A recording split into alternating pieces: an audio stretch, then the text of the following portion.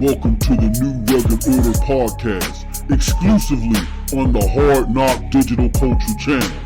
Now give it up to your host people, MM2K.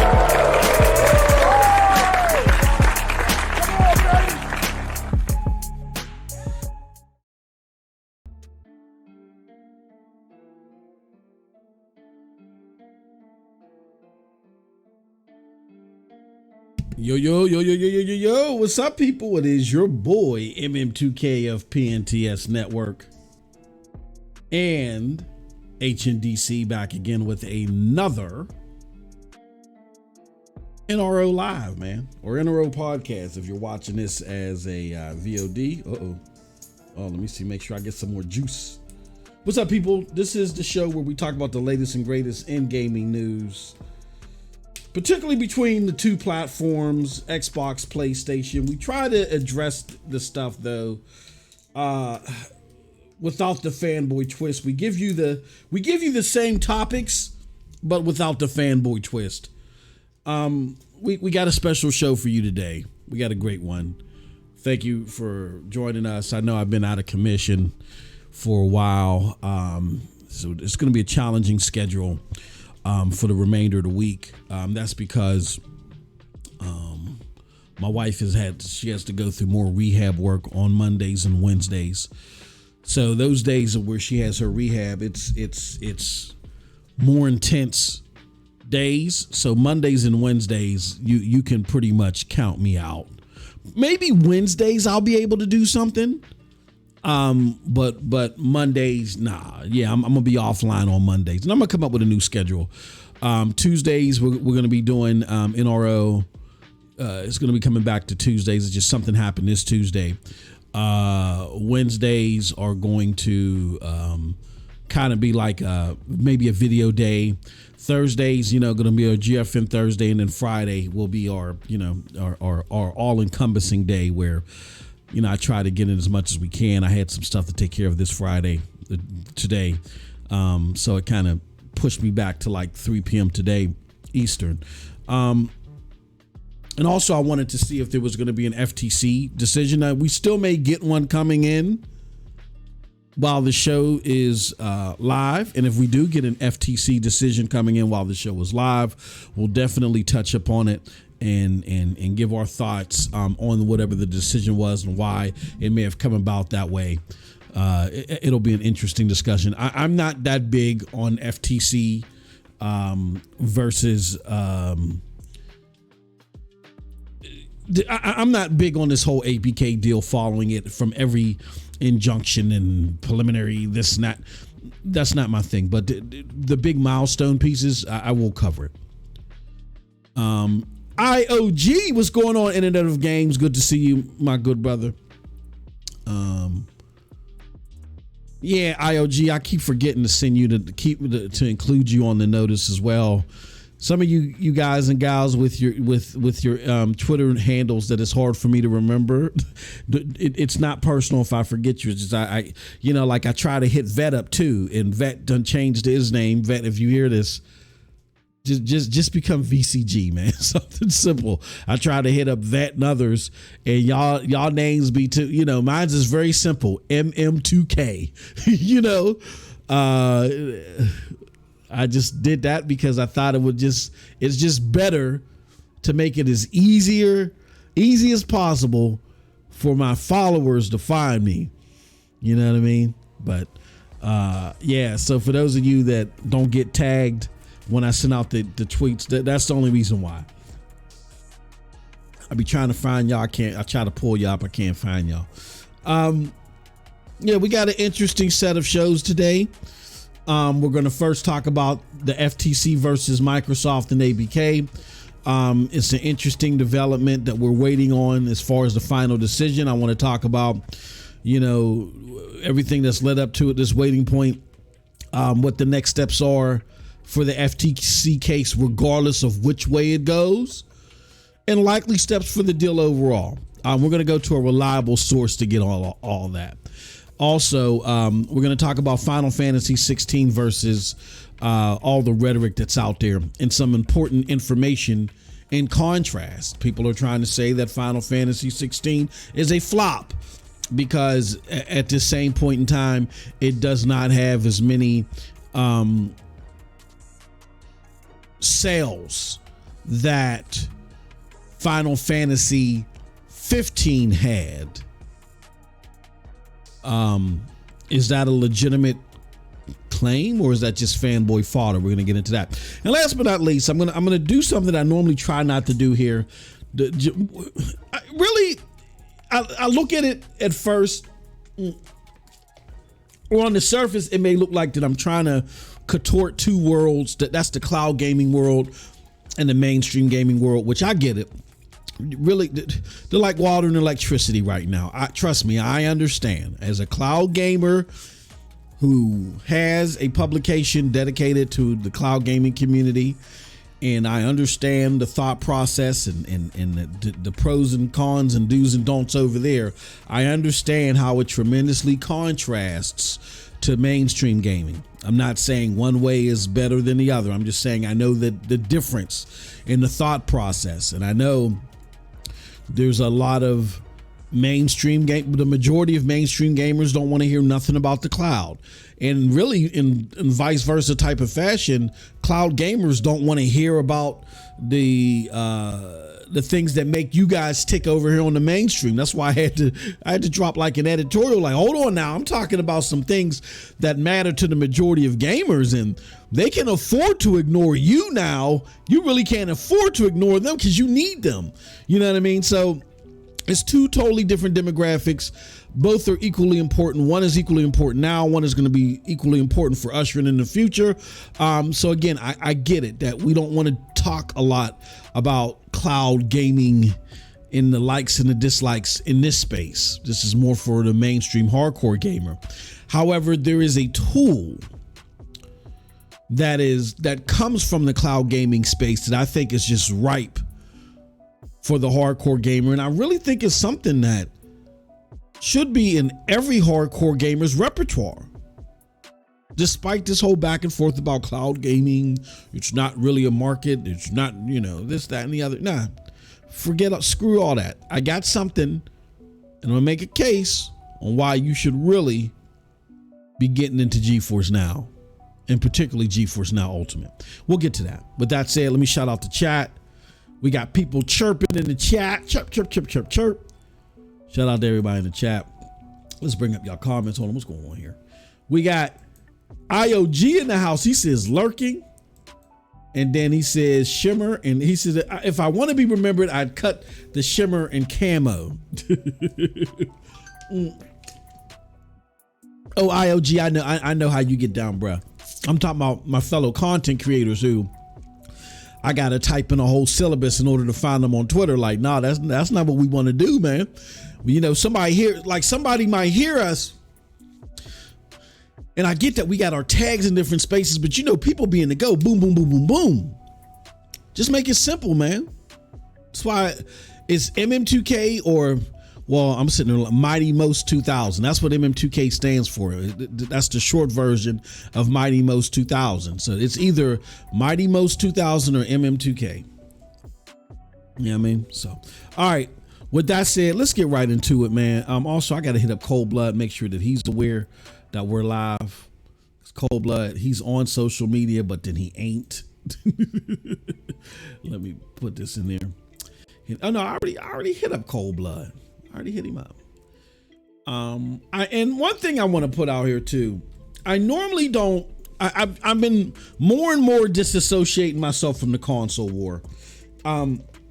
Look, every now and again, I'll get into the barbershop talk and talk some console war mess just to joke. And I know some people are gonna, lose their lunch over, oh, you pony. I don't care. I really don't care. But I just do it because my focus is AAA games, and if you as a platform have been miserable at doing so, I don't care about your promises. It's get with it. I want you to do better. I want you to excel. Hell, take the #1 spot if you can. I don't care. That I don't lose any sleep because the platform that I preferred to buy loses its standing. You know what I'm saying? Because this is what people don't understand on high-end gamer, as far as high-end gamers think. If you're a tech enthusiast or you're a high-end gamer and the thing that you bought is still good, but it's no longer king of the hill, that's not bad. It's not bad at all. Let me know how my audio sounds. If my audio is clipping or if it sounds bad at all, let me know. That's not a bad thing at all. You want to know why it's not a bad thing? Because then that means there's something else for us to buy. So if Xbox were to all of a sudden put out great product and become #1, and the fact that I didn't buy one, just because I didn't buy one at launch doesn't mean that I'm exiled from ever buying one ever. That's that fanboy fodder, and it's so stupid. And shout out to King Thrash.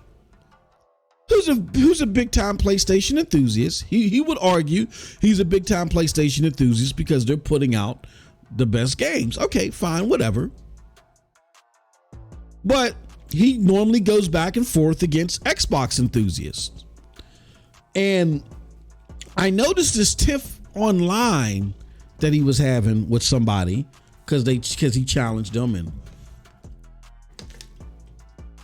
they were afraid, it appeared, to challenge him one-on-one. They wanted him to come on their platform. And he's like, no. He's like, you ain't even got to come on my platform. Well, let's go to a neutral space. And they're like, no. And so the moniker was that he's afraid. And I know Thrash. I've been around since Thrash started off on Porter Rock's podcast when, Broadband Bullies was super strong out there just slapping mofos. And I remember when it was Thrash and Sick Humor. Shout out to Sick Humor. And they were the latest entrants into the console war space presented by Porter Rock. They was part of Porter Rock's little crew, right? And I remember at first people was getting all over Thrash, telling him he don't know what he talking about, this, that, and the other. He's this and he's that. Look at how he talks or whatever. And it's like overnight, he didn't listen to anybody. He didn't care. He could have very easily said, you know what, they got all over me and this is so traumatic and I'm out. No, he's not. Number one, this is video games and we don't interact in real life. So this whole thing of, catching an L and that's one thing that I've always talked about with my cloud gaming cohorts is that the thing that kind of separates y'all from being ready for this whole mainstream back and forth is y'all too worried about catching L's. Like the only thing I'm worried about is spitting facts and then building the things that I put the light on based around those facts. Now, if I put the light around something based around those facts and that thing ends up not panning out the way that I wanted it to, oh well, I mean, I don't have a crystal ball. I can only follow where the facts take me. And nobody with 100% certainty can say, oh no, this is going to happen. Nobody knows that. They could just give you their best educated guess. And as long as they're doing that off of the facts, even if it doesn't pan out the way that they had suspected it would, I'm okay with that. But the cloud community at times, they get so worried about catching an L when you don't agree with them. They act up. And I would say, and shout out to Purple Haze. She did an interview with King Thrash. I would make that acquired cloud gaming community reading and listening. If you could get the transcript, read it. If not, listen to it. Some stuff going on here, man. And as great as we are mentally and knowing the buttons and wires of gaming, as far as how doodads and things work, the technological aspects of it, there's just a social aspect to it that we just got to sharpen our fangs on. You know what I mean? And King Thrash is the epitome of not letting public sentiment beat you down. And look at him now. He got mugs running from him. And today, the reason why I brought up King Thrash is I saw something that just blew my mind. That just boosted my respect for bro. And I don't agree with King Thrash and everything. I've been on his show. He's vigorously attacked my viewpoints on stuff, but I've always had a good time on the show. He's always been hospitable to me. I've been on there when he was, talking about cloud gaming. He just brought me on one time to just talk about Xbox. And then there was another time to where it was me and OBJ, my homie OBJ, we was yelling back and forth and he had to kick me. He had to kick me out of the round table because I wouldn't shut up and OBJ wouldn't shut up. We too loud mouths. That's my brother. I love OBJ. He's a funny dude. too. Check your boy. He's more into basketball stuff now. But yeah, it was a great show. But King Thrash always been hospitable to me. Always extended the olive branch to me. He's been real good to me, man. He's been a real good soul to me. Hold on one second. Hold on one moment.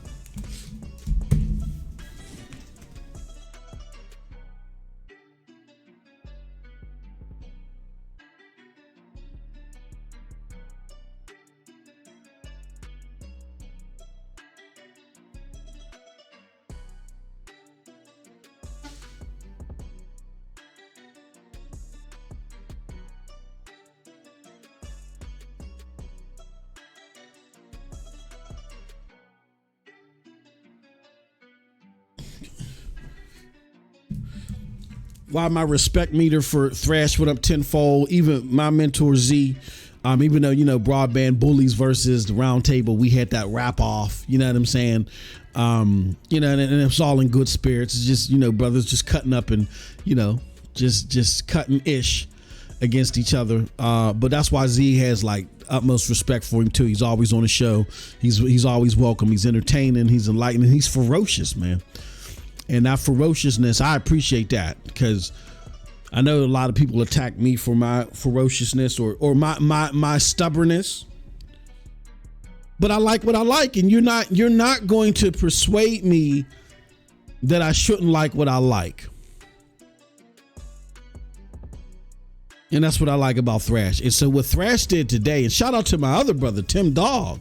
Shout out to Tim, man, my brother from another mother. Look, Tim Dog, I'm gonna say this real quick and then I'm gonna get into the show. Tim Dog, even though I don't agree with a damn thing he thinks about gaming at this moment, Tim Dog is one of the most sincere, and he's ferocious too, but he's one of the most good-hearted people out in this space, man. I love Tim. So I don't say this to slight him. I love Tim. Like Tim is the realist. I'm gonna just put it out there. Tim is, of all the content creators that I've ever dealt with, I'm talking about a friend. Because I've had content creator friends and people that I've worked with disassociate because I don't, our opinion started to splinter or whatever. Like I'm a ping pong when it comes to, because really I'm not a ping pong, but I'm a ping pong as far as the flag I'm willing to hold, because I'm really not willing to hold a flag. I have one goal. My goal is for AAA hardcore genre defining games, for them to get their shine, for them to flourish, and for me to help spotlight those platforms or developers or makers that will help make that happen. That was part of the main part of my affinity for Stadia and cloud gaming, is that cloud gaming, when it hits its peak, it's going to take AAA gaming to all new levels. I don't care personally. I care for the gamers that it matters to, because I do care about other gamers and demographics. I fought hard for them while I was, fighting for Stadia. We still do. But personally, I don't care that I get to play Pizzle Chisel Tizzle Popper in the cloud. I don't care about that. I'm looking at the maturation of cloud gaming and the experience and what it can do for AAA gaming to help expand the horizons for the hardcore gamer. While doing that, I work with allies who may not have the exact same goal, but or support of the same purpose. You know what I'm saying? So I have many allies whose focus aren't AAA gaming, but their support is in cloud gaming. And so there I do make concessions. Well, that's not big to me, but it's important to you, and you're vital to the fight for cloud gaming. So yeah, I'm going to help you. I'm going to promote that. But be ready to give me a hand too. Don't slight me. You know what I'm saying? That's the way, that's how partnerships work. I in my career, it was vital for me to reach across the aisle of differences and work with people, regardless of backgrounds, life experiences, wants, or whatever.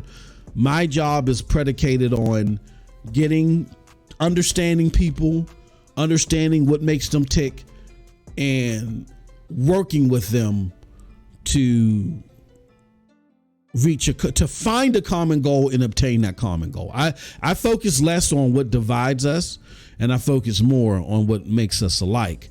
I identify the things that divide us, especially when people try to say, oh, you're just doing this or you're doing that for clicks, fanboy.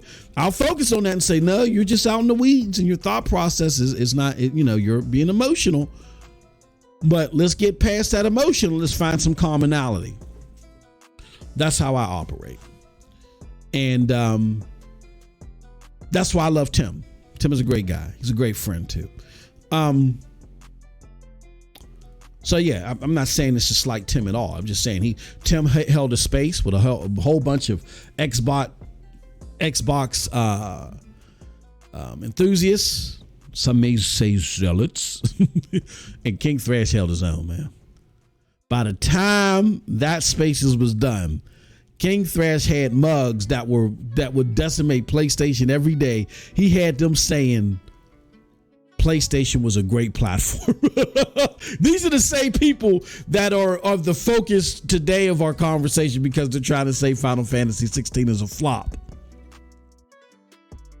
So I got to give that first 22 minutes.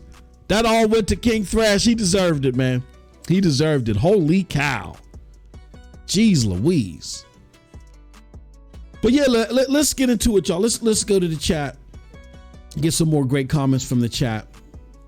It says audio is clear. I'm listening on my mobile and the clarity thank you. Great. Hey, yo, Jonathan in the house. He says, love owning of RTX 4090 and GFN still has its place. Yeah. And he says, a Thrash is an astute fella. Yeah, I got to get me a 4090. Not just because I create content. That's a great motivator. But for the games that don't make GeForce Now, like, I do want to play Starfield day one, but I'm not playing it in 30 frames per second. And hearing that they're going with AMD as the main, product, GPU product, whatever you want to call it, that is kind of discouraging because AMD doesn't normally allow DLSS. You know what I mean? That's disappointing because I want DLSS capabilities and all that stuff because it's a superior tool set. So I want a 40. So if I can't get that, then I need something that's going to brute force some power into Starfield so I can get that 60 frames per second. So I would need a 4090. So yeah, man, great stuff. Good to see everybody. Thank you for coming. Let's get right into the show.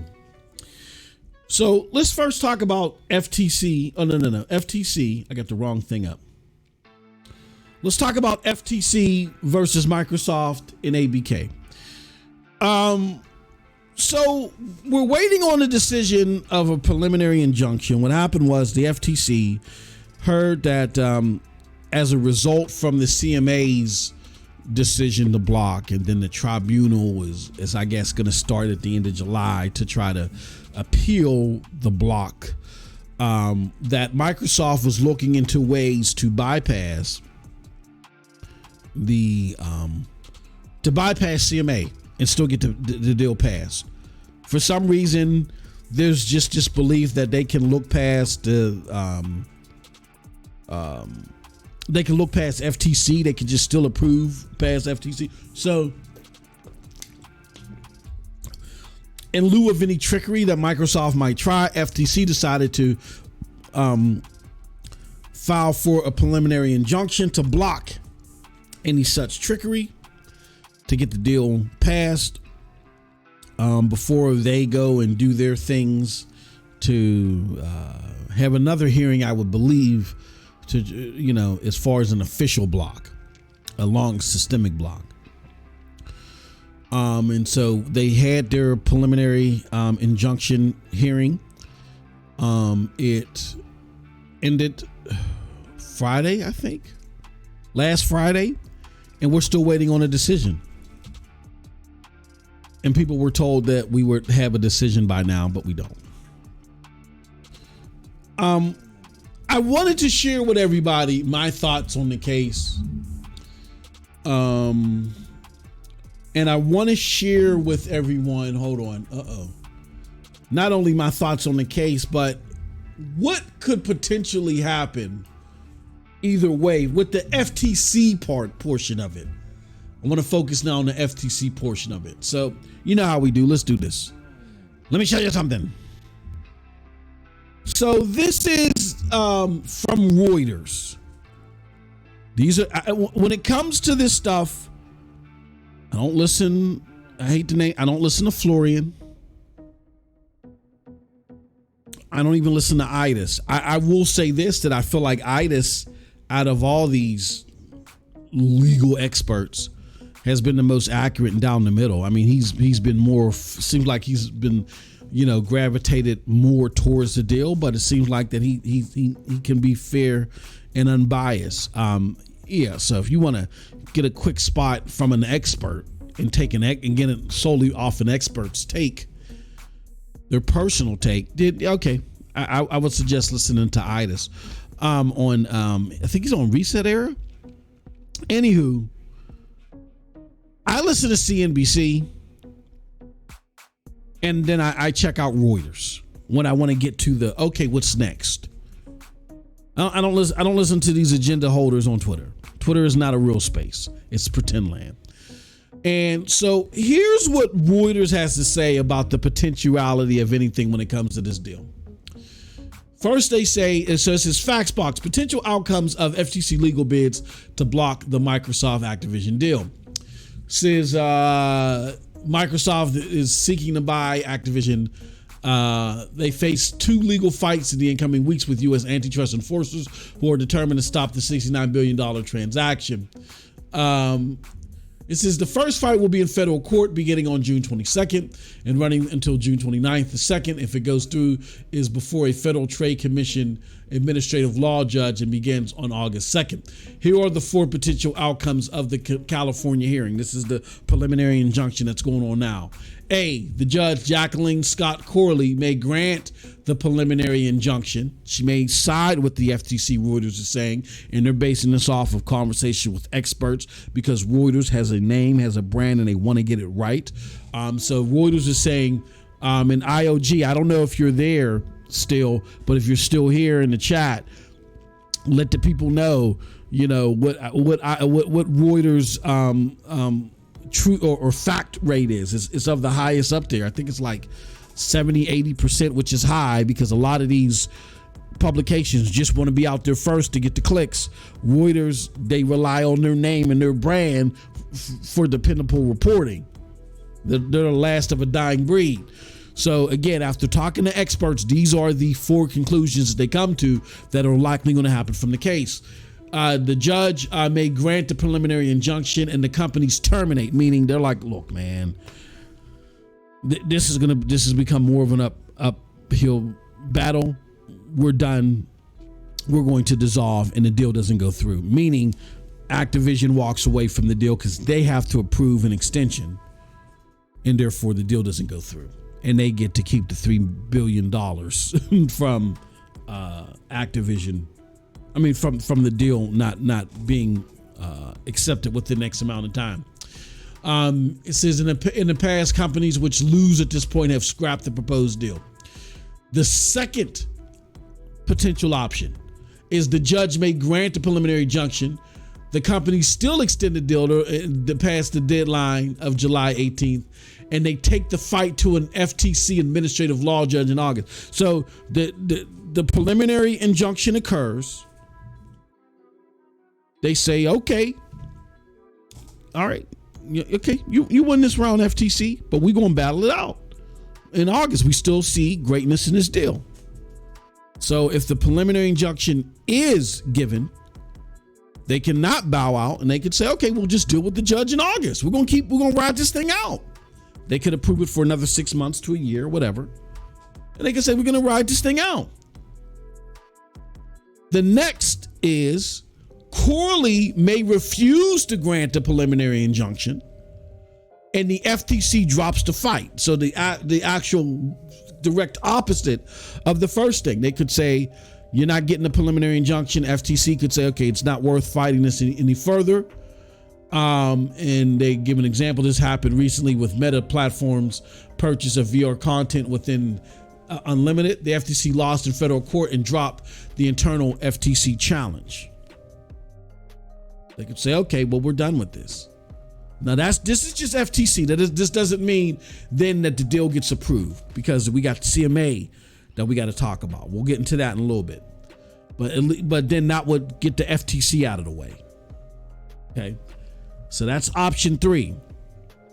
Option 4 is the judge may refuse to grant a preliminary injunction, and the agency fights on, meaning the FTC fights on. That can be appealed to a federal appeals court. In any case, an administrative law judge at the FTC is scheduled to hear the arguments about the deal in August. If the case goes to Michael Chappelle, an FTC judge is scheduled in August, here are the potential outcomes. So if the FTC says, okay, you don't give us our preliminary injunction, but we're still fighting on. If they still continue to fight on and want to move forward with this case in August, here's what could happen. If Microsoft wins, the FTC staff can ask Chair Lena Khan and the commissioners who voted to bring the case to overturn the verdict. The next stop after that would be a federal appeals court. When Chappelle ruled against the agencies in the Illumina's acquisition of Grail, Khan and commissioners overturned the decision, and the case is now before an appeals court. So what happens is they can overturn the judge's decision. It appears they have the powers to do that and put this to an appeal. If the FTC wins, the companies can also appeal to the, so this goes on even further. So let's just say regardless if the FTC loses the preliminary injunction or not, if they continue to, if this thing moves on to the court case in August and they win that court case in August, it's still not over. Because then Microsoft can then say, we're going to appeal that decision. And this is just a preliminary injunction. That's why it's called preliminary. Before preliminary. This is not the whole kit and caboodle.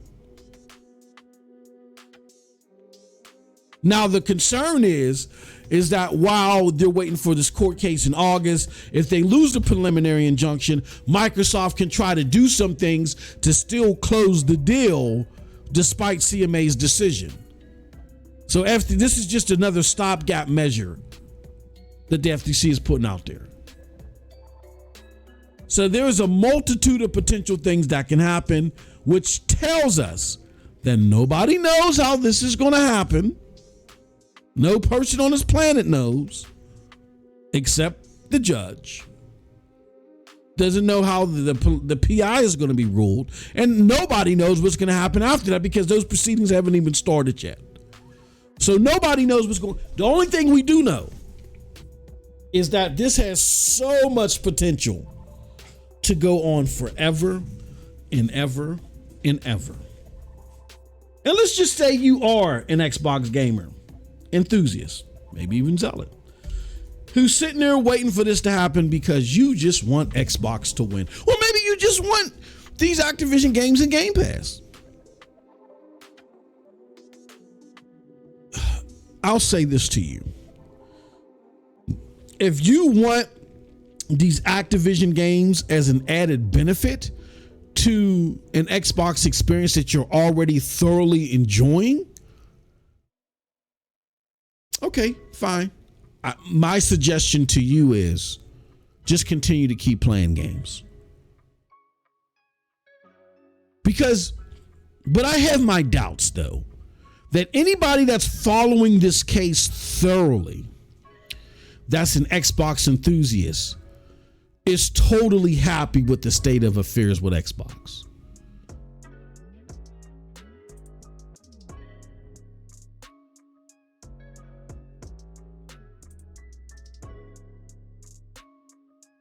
Let's see here. And IOG just sent me something. He says, and this one looks at bias.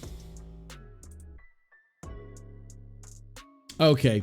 He says, you're sure this one looks at Reuters reliability. Okay.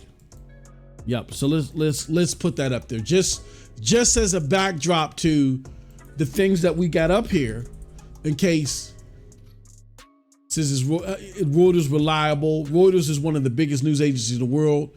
It stands out as a wire service, often trusted by publications on the right and the left. Giving this central position is worth asking two questions. So how does the factual? Okay, so this is looking at how they're rated. And another one is looking at how biased they are. And they're considered to be in the center. So, yeah, a lot of reliability there when it comes to Reuters. They don't have political agendas, which is big for someone like myself when talking about this stuff. I'm real big on seeing centrist points of view, because regardless of what my point of view is, I want to know what's likely to happen. But when people that have these hard-leaning political ideals report this stuff, they normally report it in a way of things that they want to happen, not what is going to happen. Prime example, and this is no shot at D-Batch. Shout out to D-Batch. He's a tech guy. Been on well-noted podcasts, well recognized in the community, far more so than I, right? But one of the things that we often conversate with D-Batch on, and without getting into the specifics, is that when D jumps out of the window on stuff and they call him Lee Latch because he's catching L's, that kind of hurts the credibility, because it's not that D's trying to lie to you. I don't think D's trying to lie to anybody. What D does is he's very emotionally caught up in this stuff because he's a gamer. D's a gamer. D's a serious gamer. That's one thing you can't say about D. D's a gamer. D plays games. And he plays games everywhere. And he's a tech enthusiast too. So I can relate to D in a lot of ways. I just don't feel like Xbox is worth making excuses for at this point in time. Like, we need them to get in the game. But what D does is when he reports stuff, he reports it based on what he wants to happen, opposed to the more likely possibilities. And that's what gets them in trouble. So you may have people that are well intended, but because they want something to happen so bad, they report it in XYZ fashion. I want you to know what's going to happen, not what is likely to happen based upon my biases. All right. So, all right. That being said, that's the likely results of the deal coming from Reuters. Even if Microsoft wins the injunction case and FTC backs off, they still have to deal with the CMA. And here's the problem.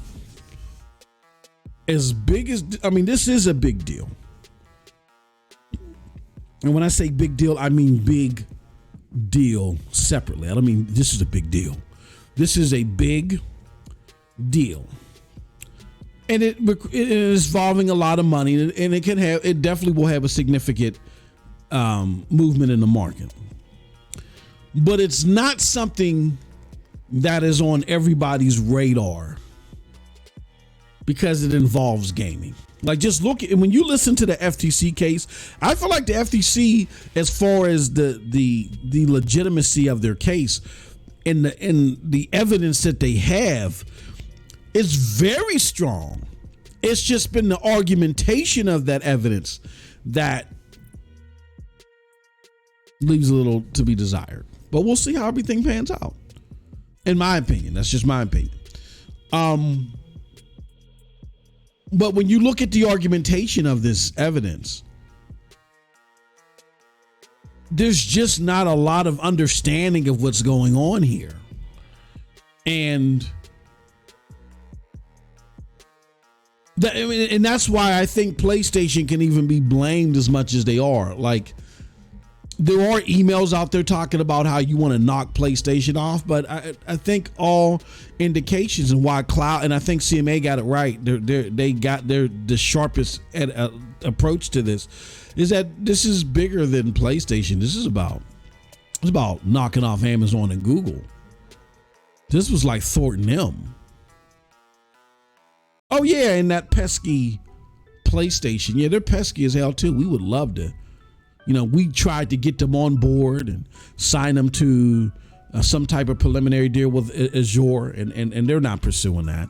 So screw them. Cold blood in the house. What's going on, brother? So screw them.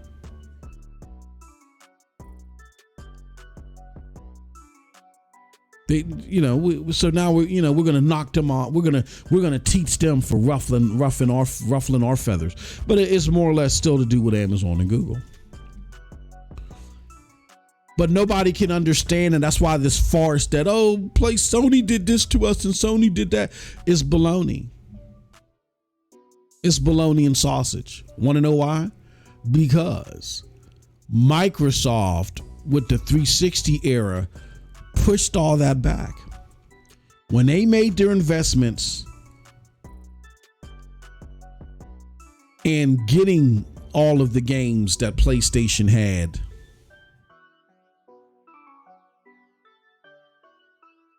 exclusive with the PlayStation 2 era and before, they fought all that away. They made Xbox a competitive, viable machine in gaming, and they did it with far less. There were no $60 billion investments. Excuse me, $60 billion for gaming? Please. I mean, it was just astronomical to think that they were okay with spending $2 billion.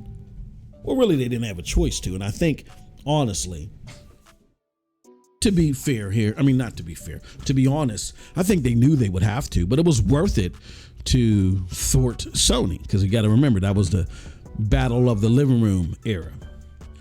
That being said, the thought of $2 billion being spent to fix the red ring of deaths was daunting enough. You would have never thought that Microsoft would put out $70 billion or whatever the inflation equivalent of it was back then. Let's look that up. Look that up. What would be the equivalent of $30 billion today back in 2000 and let's say 2008?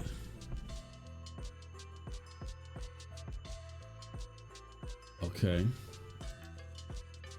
The value of today's calculator. It says start here. Hold on.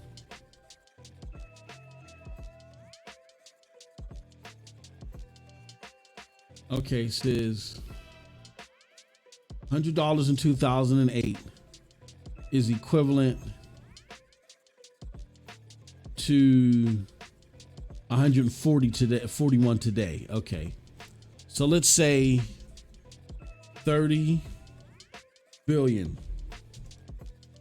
Hold on. 1, 2, 30, 1, 2, 3. That's 30,000, 30 million. No. 60,000, 60 million, 60 billion. Let me do 40. I'm going to imagine 40 billion. Maybe 40 billion in 2008 would be, let's calculate it. Close. $40 billion in 2008 is $56 billion. So let's do, okay. Get out of here. Get out of my face. Let's do 55 billion.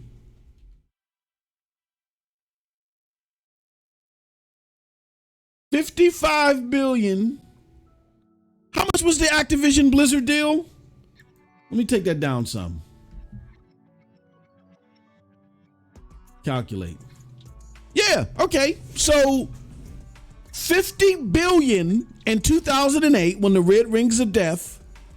Right? When did the Red Rings of Death? Yeah, I think that's when the Red Rings of Death were a problem. In 2008. 2 billion was what was spent to fix the Red Rings of Death back then. To do it for 2022, 2023 isn't over yet. Yeah, let's do it for 2022. To your point, 2022, calculate.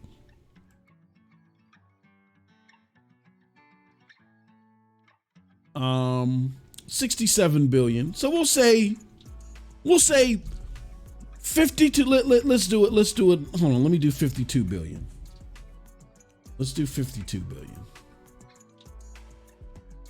Even though the way this calculator works, it's to the day. IOG. Yeah, 50. I would say 50 billion. It's doing it to the day. It's looking at the inflation rate to the day. So, 52 billion. If you're going up to 20, it would be worth 52 billion, 50 billion. So that's the equivalent of, 50 billion in 2008 is equivalent to 70 billion today.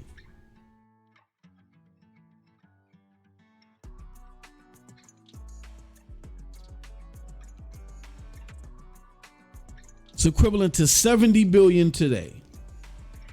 So that's 1,000 million. Hold on, do I got this right? 1,000.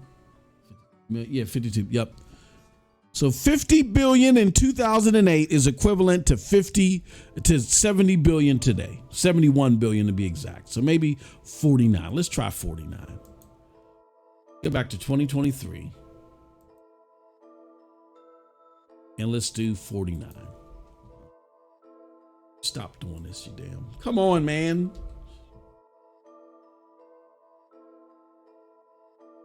There we go. Okay.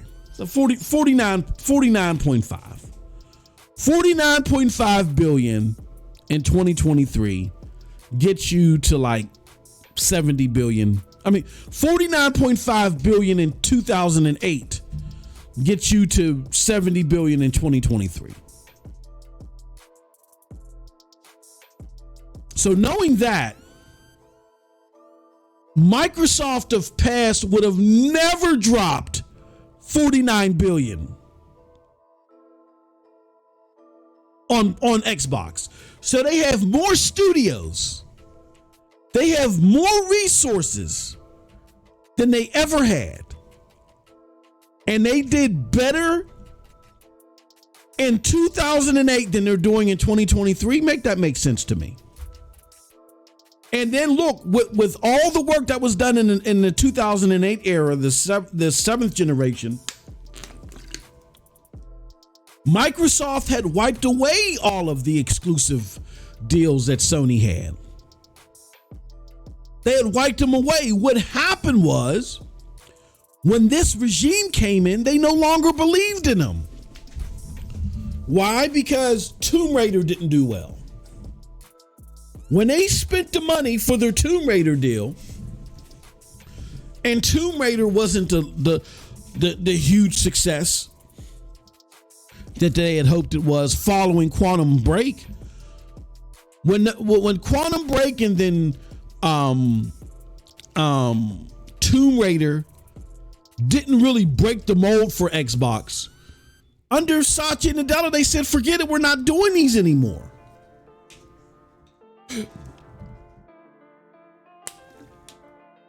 They didn't want to do any further big ticket second party games or third party exclusive, timed exclusive or whatever games. They didn't want to do them for big ticket titles anymore. They were just going to ride off their Fortnite money. They were going to ride off their selling their joysticks or whatever. They were going to ride off of Minecraft, and they were just going to invest in enhancing Game Pass. That was a business decision that they made. It had nothing to do with Sony holding them back. What they did is, because they weren't pursuing those deals anymore, Sony just continued to do so. Sony only did what console platforms have done for decades: pursued exclusive deals. And now they don't have any pushback. So it got easier for them. And because it got easier for them, they were able to sign up games that people wanted to play. So therefore, because the people wanted to play them, and it was so easy for Sony to get them, they went and they just went and left Xbox and they started playing PlayStation. You don't go from side by side selling 80 million consoles to all of a sudden selling 59 million consoles to their 120 million That doesn't happen unless there's a significant shift in value of the product. That significant shift was A, Microsoft wasn't curating any good content. B, they weren't acquiring any exclusive deals anymore. They tried to put everything in the value of Game Pass. And they thought we were going to have a bigger footprint because our cloud would be more, technically sound.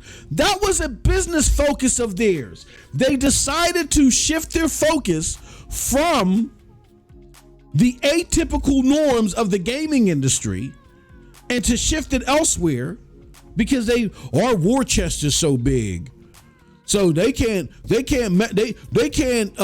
offer what we can offer with Game Pass. They can't afford to do it. They can't invest in the cloud like we can and make it as advanced as we can.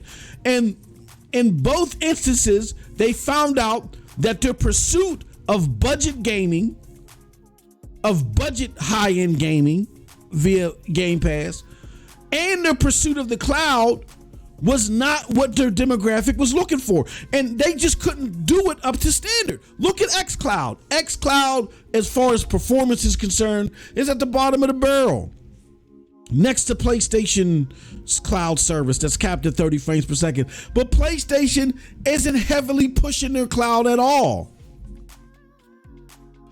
More or less so than Xbox is now that it's failing.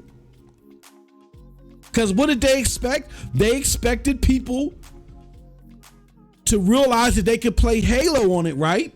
And evangelize it. Not my words, Phil Spencer's words. You were supposed to evangelize it because Halo was there. Not because it played great, not because it added value to your overall experience, but just because you're a fanboy or a fangirl, you were going to evangelize it. Those were Phil's words. And that's the context. You can't derive any other context. So I don't want to hear, oh no, MM2K, you're twisting the meaning. What meaning could there be?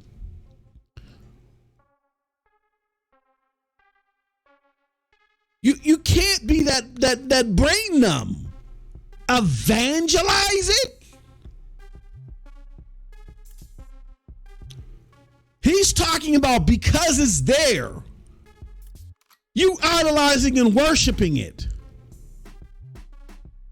Because he sees you doing that with other things. So why not when you do it here? And when you didn't evangelize it, then they changed course. Now all of a sudden, cloud gaming is only just a, it's just a way to play games. Before it was, I don't need to sell you a console. I mean, the rhetoric that Xbox had for its product and services going into this generation is so diverted from what they're telling you now and what they're trying to say in court now, that as a consumer, there should be some guilt in trying to make excuse for this. It's gotten so bad from what they tried to sell you opposed to what you're getting that now they're starting to private videos. Like the Xbox Series S video where they were making all these claims right before they launched it. They're privating those videos. Not because, oh my gosh, we made a miscalculation and we just thought that, and we thought it could do this, that, and the other. And, oh man, maybe we were just off in the calculation. They knew what the S was and was not capable of. It was so bad that when they originally wanted to unleash the S, which is Lockhart, remember Project Lockhart? That they originally planned to scrap it, and their cheaper alternative was going to be the cloud. Remember, that's why they kept saying we don't want to talk about the Series S, or we don't want to talk about any other console. We're only focused on one console. Why would you only focus on your lower end console, the one that you expect the least from? Or your way of gaming that you expect the least from? Because they actually thought that they would be able to market and ship xCloud, and it would be a feasible way for people to play games. It would be rough at first, but people would just evangelize it. They would accept it. Why would they evangelize it and accept it? Because Halo, which was supposed to launch with the new console, would be available on it day one. And because Halo was available on it, people would just deal with it. They would evangelize it. And when that fell through, and then they saw what Stadia was capable of, they changed their tune. Remember, Phil Spencer had to send that email out reassuring his gamer, his staff, it's game time. Why would you have to do that? If Google was no threat, if what they were doing was no good, because it brought you into reality. That the stuff that you were promising, the things that you were saying, that your money alone and people being aware of your money wasn't just going to lock people in mentally, that you actually had to produce what you were saying, and you couldn't produce. So you go in private videos, and now you're sitting there trying to blame Sony, Sony didn't do. Look, as a fan of what they're doing now, as far as how they've enhanced their gameplay, because I'm someone that didn't like it in the past. But since God of War on forward, they've gotten better.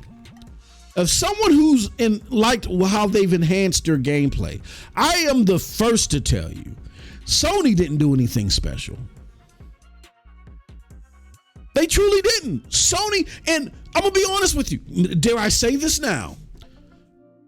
Even though I get people are enjoying the hell out of Final Fantasy 16, I know that Helldivers is coming, and that looks like a game that I would really enjoy. Spider-Man is coming, not really my cup of tea, but I know that that's going to be a blockbuster title, and I know there's more stuff coming down the pike. Dare I say this? Sony's not doing anything special.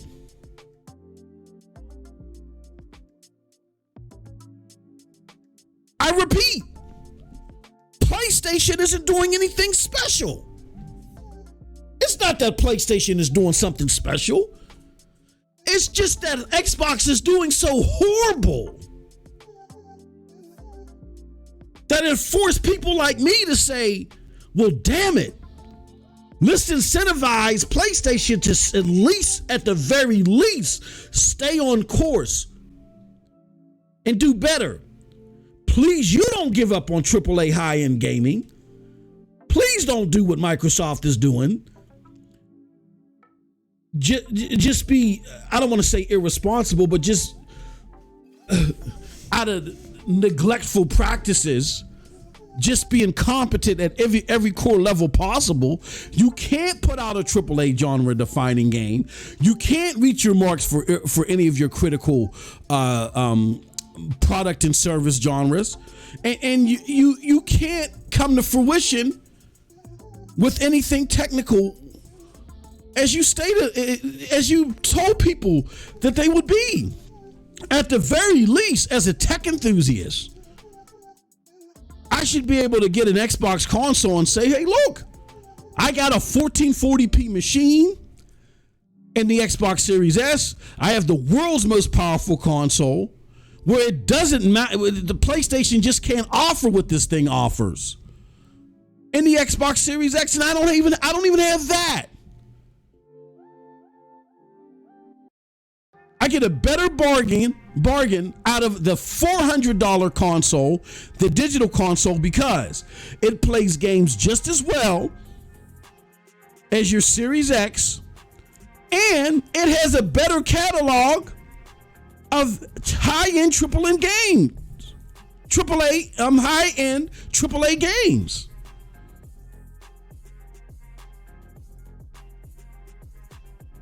And it's not because PlayStation is doing anything special. You're like, okay, yes, I'm really enjoying God of War. Got to get back into it. Yes, I'm really enjoying Horizon Forbidden West, but I'm not enjoying it because it's giving me the same feelings as BioShock and Mass Effect and Jade Empire and the Xbox greats. I'm enjoying it because it's better than the offerings that they've had prior to this latest phase of them getting their gameplay loops right, instead of them just being cinematic pieces. It's not that PlayStation is taking gaming to this ultra new plateau, where our eyeballs are melting at every second. They're just doing what they're supposed to do. As a provider of AAA high-end games, they consistently invest and release AAA high-end games, which increases the likelihood that they're going to put out critically acclaimed AAA high-end games. Microsoft, in contrast, diverted from that. They stopped investing in external deals to bring you AAA high-end games, quality titles, and they stopped making them internally. They just regurgitated Halo, Gears, and Forza. Gears is becoming tired, even though you can still you can have your own argument if it's a quality title. No, this Gears was supposed to have a games as a service juice to it, and it just doesn't have the allure. It doesn't have the staying power. Yes, Forza is their best iteration of a AAA title, but racing is niche. I say the same thing about Gran Turismo. Racing is not what it used to be. It's not a system seller. And then do we need to even talk about Halo? The tragedy that's been. Do we? No, we don't need to. So this whole mystique that PlayStation is doing something to hold Xbox back, that's a farce. Xbox is holding Xbox back.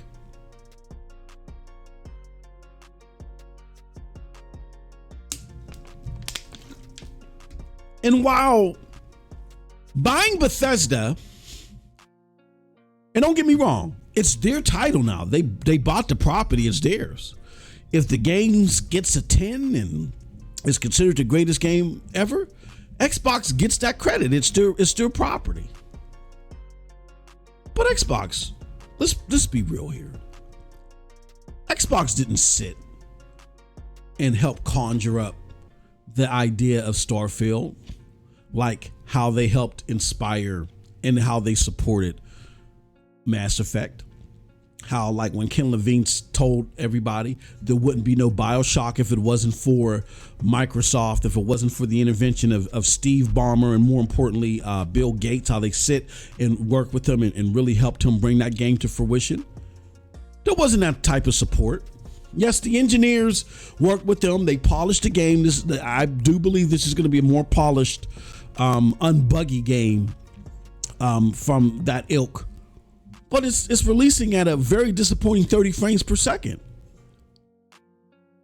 They went with AMD on PC. There's so many questions in the air.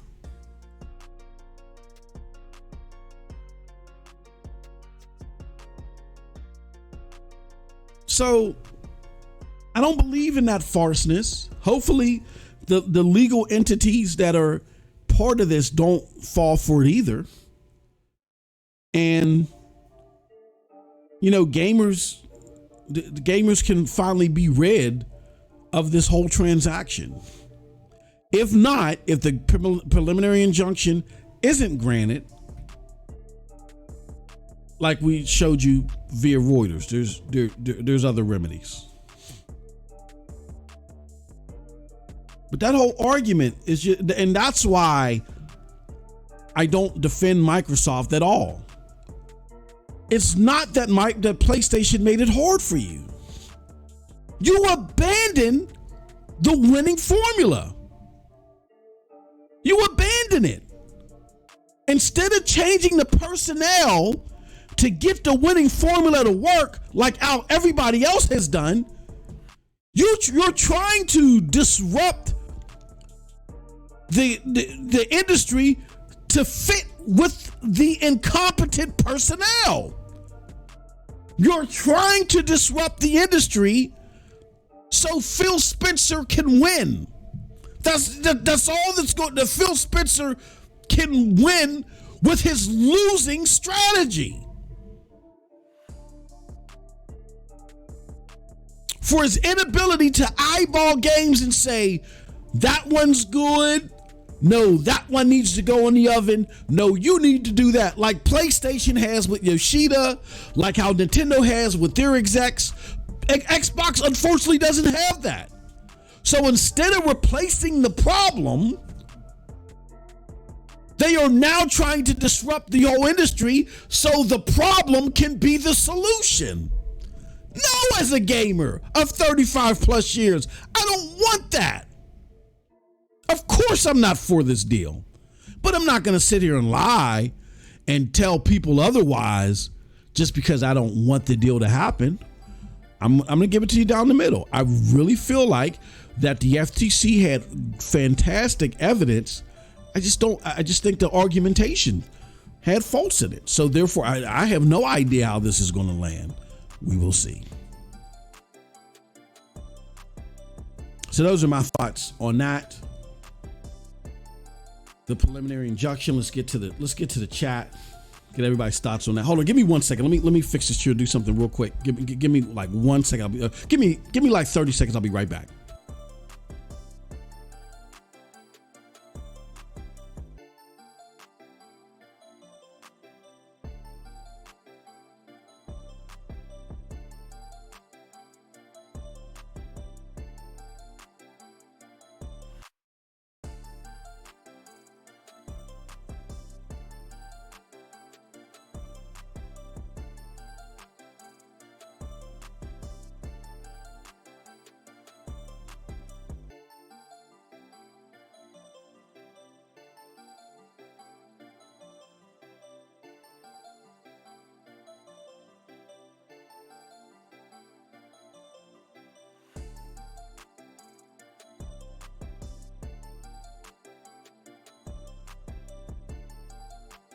All right, I'm back.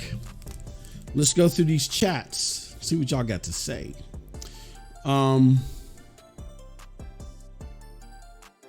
He says, and 20 billion is an imaginably big number, says Internet of Games. He says, at $1 a second, it would take us 31 and a half years to spend 1 billion. He said, Jonathan said, that ish was so sad. I was such in a rant. I missed that. What was sad? He says, my S is still in the box. Yeah, why? I told people though, because listen to the thing. Why would the devs lie? Like, why would the devs lie? Right? Like, if you want to listen to anybody, you're supposed to listen to the devs. They're the most because they're the most neutral source out there. Why would they lie? The devs were telling you from the beginning that the S was going to cause a problem for the Xbox ecosystem, and it has.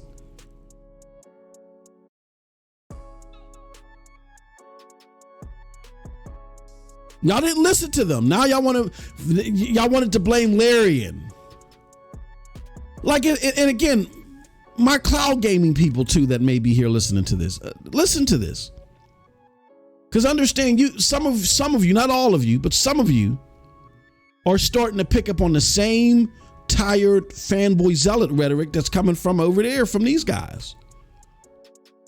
We know all about Larian Studios. We know how they took Google's money and told them in their face, we're not playing the exclusive game. You can fund us all you want.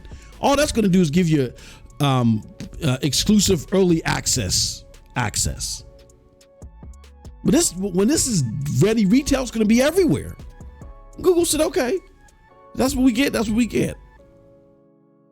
So we know Larian don't play these games. They want their games everywhere. They want everybody to enjoy them.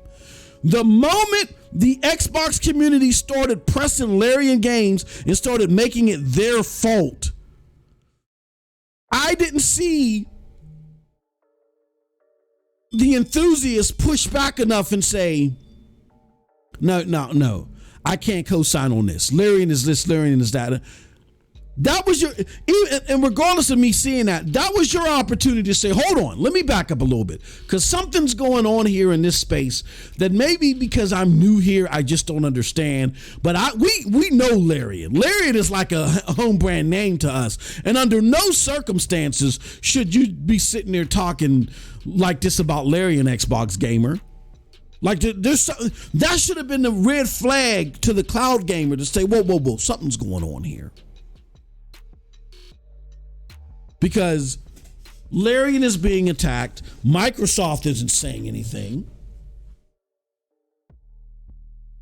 But yet we know better. That's why in some of the cases, some of those conversations there, I respect y'all having them. That's why I'm doing something a little different. I got to do something a little different. That's why I had to tell y'all, hey, look, don't, but please, before you come to this space, wipe your feet off. Wipe your feet off of all the predisposed, unfamiliar notions that you may have from that space. The lack of knowledge of gaming before 2019. Before you come over here, wipe that off your feet. Be willing to learn, put on these new shoes, then we can have a discussion. When they were sitting there dogging Larian and Microsoft was silent, that should have been the signal, like, whoa. Okay, I like this product, but I'm not going to fall into the same games y'all falling into. Hold on.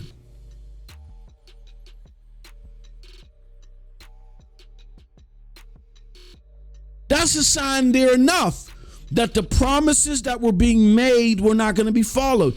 And I told y'all that xCloud, the a la carte stuff, that it's getting pitched. Oh, no, they're going to do it. They're going to do it. No, look at the court documents.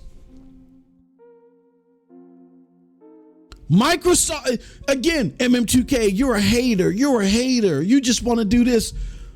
I understand the pattern that you do not heed to history for. You refuse to do the relevant history because you think everything happened and started now. It's the big boom, and gaming just started when cloud gaming became a thing. Wake up. There was a whole history, a whole lineage here of Microsoft making promises and not following through. That's where the ire comes from. Not to belong to no PlayStation. Look, I hope he doesn't mind me saying this. And he didn't say this because he needed me. King Thrash doesn't need me to do anything. He did it as an extension, as an olive branch, because he wanted to see up and comers, you know what I mean? He wanted to help up and comers, and he looked at me as an up and comer too, you know, as far as my conversations about different things, even though he didn't agree with me. King Thrash reached out to me and said, yo, come and do some roundtable shows with your boy, you know what I'm saying? Just come kick it with us for a little bit, you know, it'll help out your platform. He didn't need me. Look what he's doing King Thrash don't need me. He asked me to come on. Now, granted, I couldn't make any shows in the afternoon because of my schedule, but I had to respectfully decline. And he's like, okay, it was, you know, I was extending some, trying to help you out. You know what I'm saying? I'm like, no, trust me, it wasn't that. It's just things, my schedule permits me not to do that. But if it's all about me trying to join the PlayStation crew and get down with them, I would have hopped on that offer. Y'all just don't understand how many opportunities I could have had opposed to doing what I would have done that would have propelled me personally way further than where I'm at now if it was all about personal gain. Y'all don't have a clue. You have none. I made the sacrifices that I made for that community, and I continue to make them for that community. However, we have a great support system now over there. I don't have to carry the torch by myself. So now I can sit there and say, thank you guys for continuing to grow that tent, make it even better. And now I can continue to help expand the whole PNTS network brand. And we're doing so starting off with reinvigorating the Hard Knock Digital Culture platform, MM2K Gaming, and then we got other stuff coming. Y'all ain't gonna believe what we got coming. But that ignorance that's festering over there in certain circles, not all circles, I won't even say most, certain circles, it's ignorant. There is a history, and I'm not mad or upset because the accusations are being made towards me. I'm going to defend myself, of course. But that's not what irritates me. What irritates me is the ignorance. I hate ignorance. I don't use the word hate a lot, but I hate it. I hate ignorance. Ignorance is the negligent void between your lack of knowledge and your unwillingness to fill in that gap so you can become knowledgeable of something. I hate ignorance. It burns me to my soul. I hate when people don't understand something and instead of trying to understand it, they just make up shit. I hate that.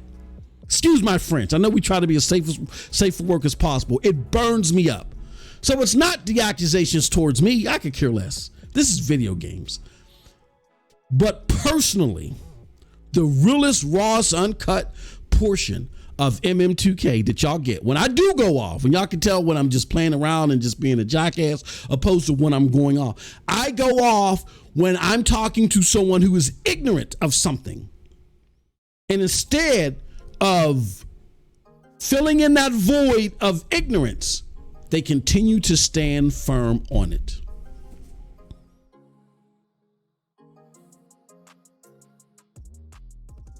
Don't be ignorant. There is a whole history, a whole lineage of Microsoft, whether it's being overzealous, whether it's trying to just sell people hopes and dreams, talking. One excuse I tried to make for them is they get excited and they talk about things while they're in flight. I've even made excuses for them. I tried to say it wasn't something nefarious. It was just incompetence. Whatever it is, Microsoft has a whole history of promising things, getting people excited, and not landing on that promise.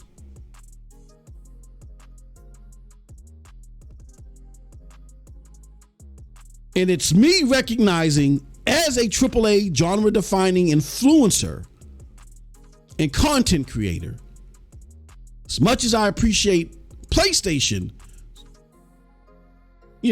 just doing what they're supposed to do, it's not enough. There needs to be a counter to them. Microsoft, even though they keep promising that they are, they're not being an effective counter. They just keep blaming PlayStation for their bad business decisions. That has to come to an end. That's the bottom line.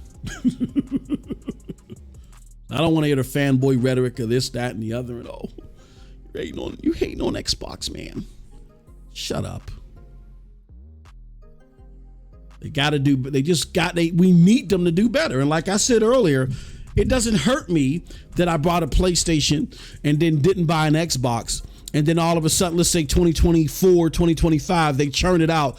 And I feel like I got to get an Xbox. How do I lose?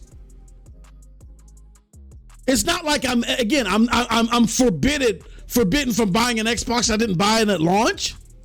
If that's the case, then the same would apply to PlayStation. Because when I bought my Xbox One, I felt like, there's no need for a PlayStation. I couldn't stand the PlayStation 3 era. I really don't like them. Now that Xbox has all the multi-plat games that I want to play that they didn't have during the PlayStation 2 era, now that they have those, there's no need for a PlayStation in my house. That was my thought going in. And for the majority of that generation, that's the way it was until God of War came out. So if that was the case, I would have been unable to buy a PlayStation. See, I don't fit into this, you got to carry a flag and stick to it. I don't believe in this, you're a flip-flopper. That's fanboy talk. I'm a consumer. I go wherever the best consumer choices go. I don't owe you anything as a corporate 500 company. You owe me. I'm the consumer. You have to win me over.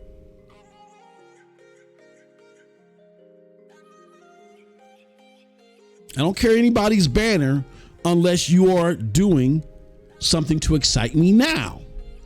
Then I'll give you accolades. Consistently falling short and then stepping away from those accolades that I gave you before will then get you ire. That's all. I'm just being a consumer.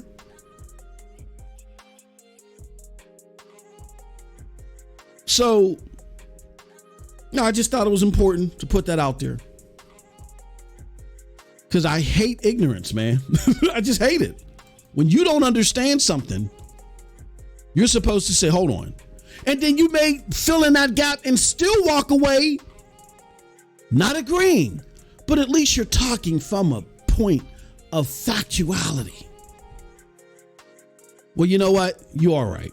Didn't understand this. I didn't understand that dynamic. Don't understand that dynamic. However, I still walk away thinking this. That's fine.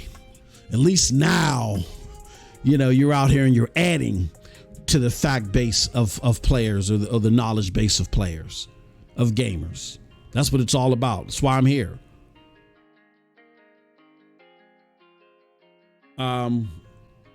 Chat paused due to scroll. Why is the chat paused? All right, let's go back to let's read some more comments. You guys are just killing it. Said, I tried Halo 5 on xCloud. My God, top 3 worst gaming experience. Yeah, it was bad. It was bad. I think number one, the worst is Gears. Gears is horrible on there. And that's what saddens me the most is that the games as a service, the competitive games, because Gears is a third-party competitive game.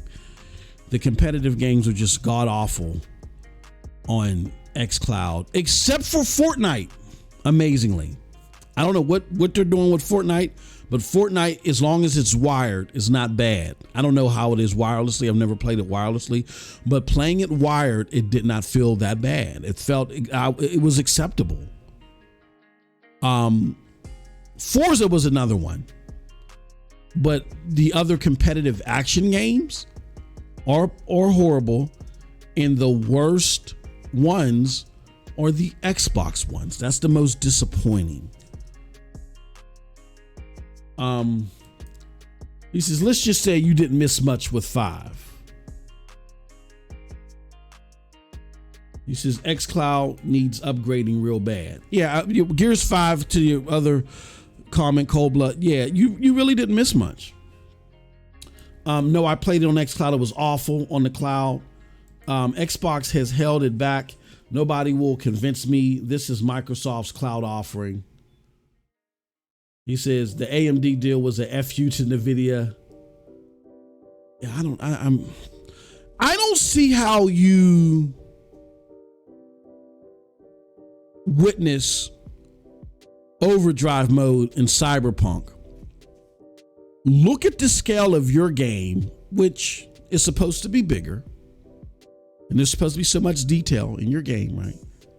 I don't know how you look at the overdrive mode in Cyberpunk and look at how that NVIDIA technology stabilizes that and allows 60 frames per second, even where it's not feasibly possible natively. I don't see how you look at that and then you say, oh, okay, we're going to go with AMD. Like, I don't understand the thought process there. Okay, so you're going to do 30 frames per second on console. Fine, it's done with. We're not going to beat a dead horse. You consider like a part of the seamless ecosystem is PC. Not a problem. We're going to really make this shine on PC. Why? AMD is an inferior product. Why would you go with AMD? You went with AMD for cost. You went with AMD for cost. Starfield isn't that thing that you go with for cost. This is Microsoft's problem. Is that on the surface they write these big checks to acquire. There's no bottom to buying something, but their support. They got Wall Street buying power with food stamp support. They're going to pull out their black card to buy you, but they're going to pull out their EBT card to feed you. That's the problem with Microsoft, is that the support that they provide is lackluster. They will dump a whole bunch of money to acquire something or to get something started, but that support, like, you know what I'm saying? It's piss poor. They will pull out the black card to buy you, but they're going to pull out that EBT card to feed you. That's Microsoft's problem. Says, I personally believe that AMD exclusivity is related to the production and development of Gen 2 hardware. Yeah, I know that they have the APUs in there for Gen 10 hardware. Possibly. But you know, the game is coming out now. You need that thing bumping on PC.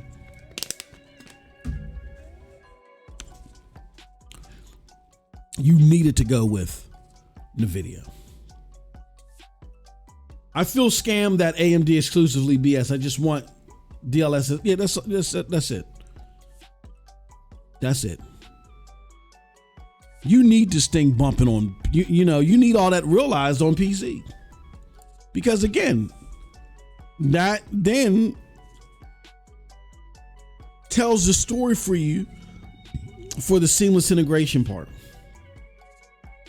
They don't believe the series is holding the ish back for the X. No, they believe it. They know it. That's why they privated that video.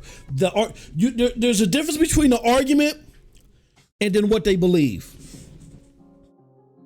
When Matt Booty says you have to, when asked about developers moaning and groaning about the Series S, and his response is, well, they just got to get used to it and they got to do better planning around it. No, they don't.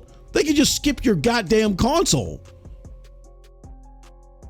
There is no incentive besides getting harassed by Xbox fanboys and avoiding that, there is no incentive.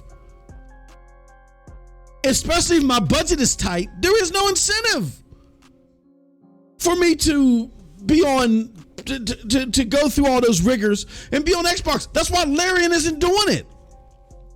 I saw something somewhere, and I don't know if it's true. I want to be honest, where the last definitive Larian game, I think it was, the overwhelming majority was bought on PlayStation. Now, people may say, well, that's because there was more PlayStation consoles, but Xbox is supposed to be the RPG box, right? Or the Western RPG box, right? They're out there questioning, do you guys even know what Baldur's Gate 3 is, right? They're out there questioning that because they're trying to make it seem like that all PlayStation gamers know is third-party action games, right? And JRPGs. Like they don't play games like Divinity.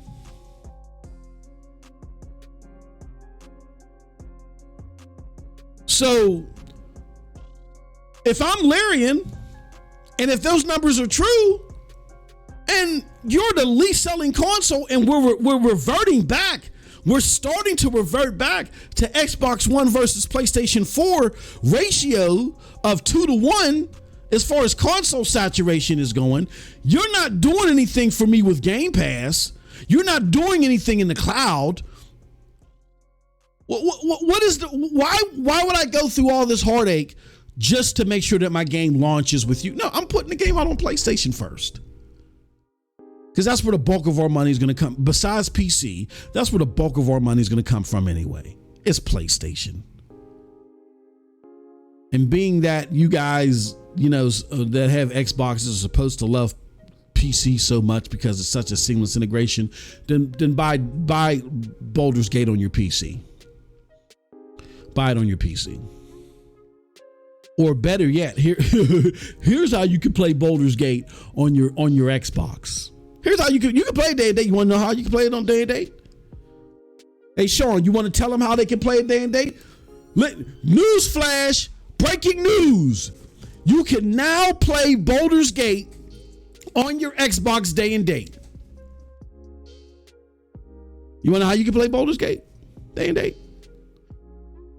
Split screen and all. Newsflash, breaking news. What's that, Sean?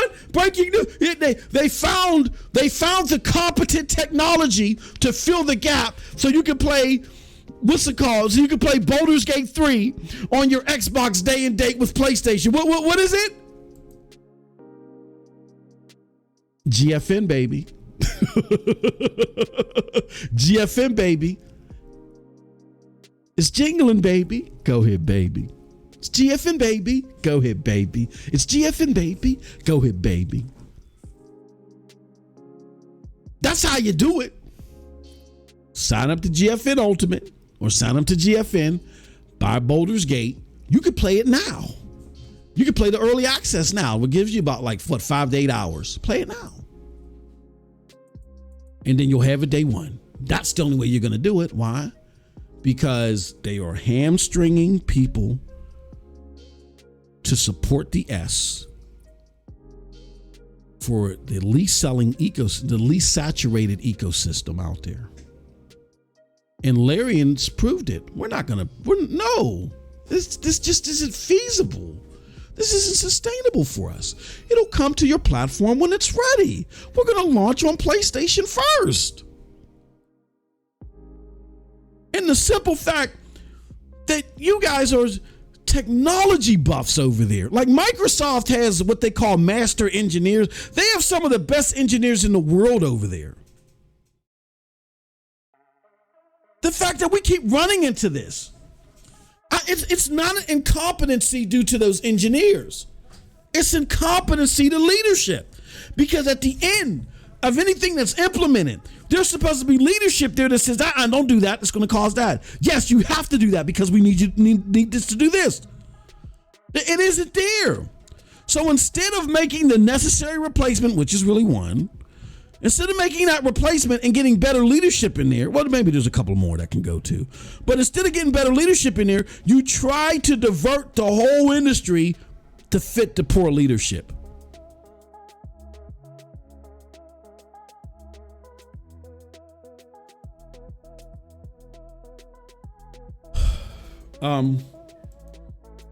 IOG says, Cold Blood, it could be a wonderful home arcade and xCloud video accelerator, but the CMA forced them to pretend that Azure can't stream video.